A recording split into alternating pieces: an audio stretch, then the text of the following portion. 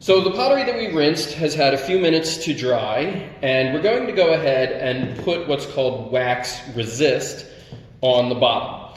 And it does exactly what it says. It resists the glaze from attaching to the clay, from sticking to the clay.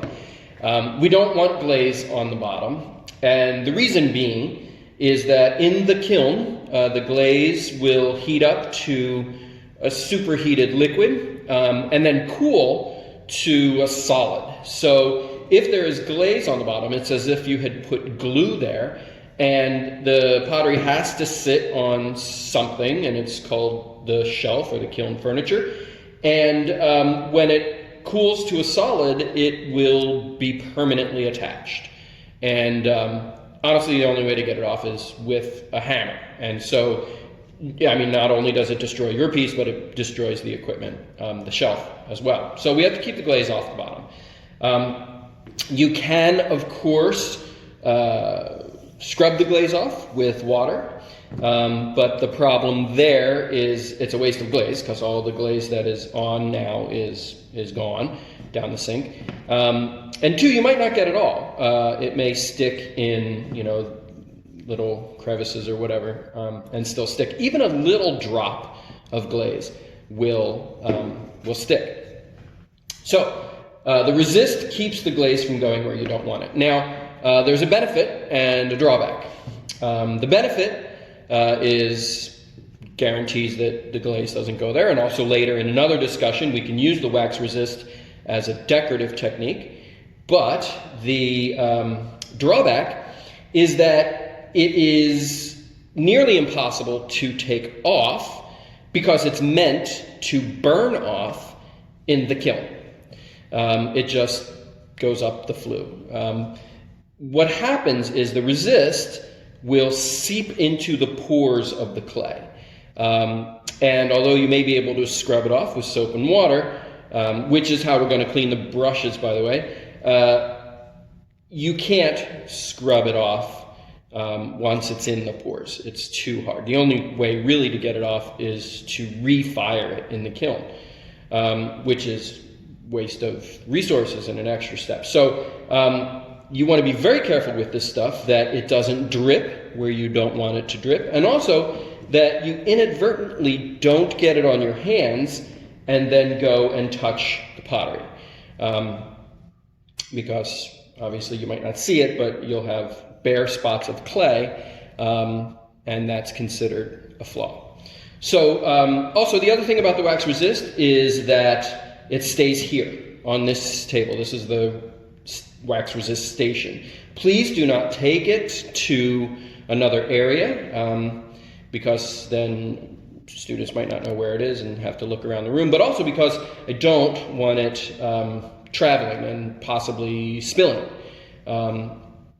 If it gets in your clothes or on the floor, it's very, very hard to get up. So it should stay right here. And keep covered when you are not using it. Too many times I've seen it left open and brushes left in the wax resist. So as soon as you are done, please cover it and go to the sink and wash your brush with soap and water. It's not a true wax, it's a man-made wax, and it is formulated to stay liquid in large amounts, but once you brush it thin, it will dry and subsequently stay on the brush and ruin the brush if you do not clean it off with soap and water, which it will. It'll be just fine for the brush. Okay, so this is how you work it. You don't need these brushes. I brought them over as an example of brushes that are too large. All right, so immediately you want to go and look for your brushes, but find the smaller ones. You'll be a lot better off with that. When it comes time to using this as a decoration, you can use the larger brushes, but right now, smaller brushes. Okay, so it's really simple. Basically, you just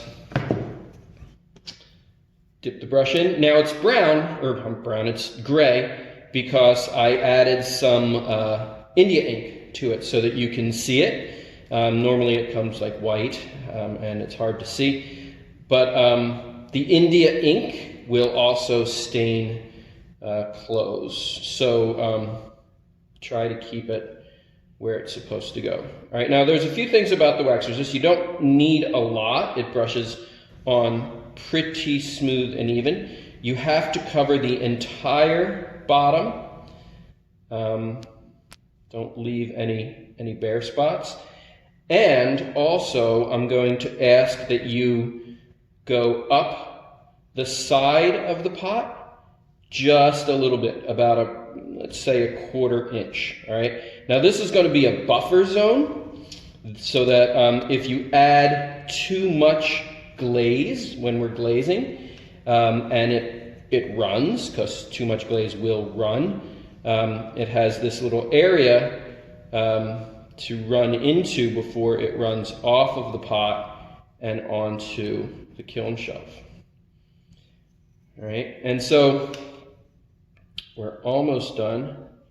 Look, see, I somehow got a little bit there.